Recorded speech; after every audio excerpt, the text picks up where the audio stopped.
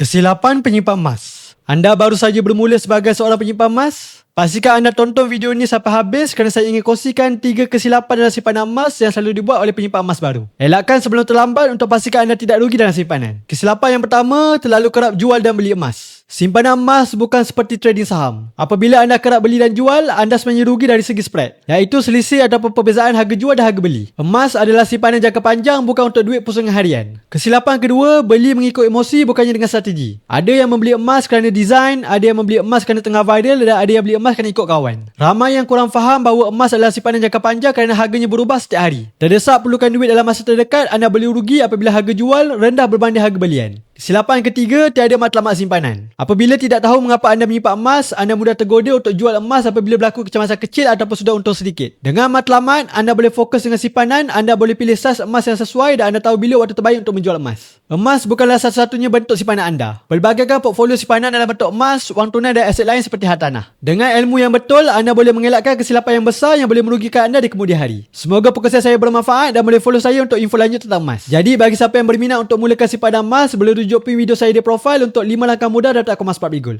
Saya bantu untuk bahas sebaiknya.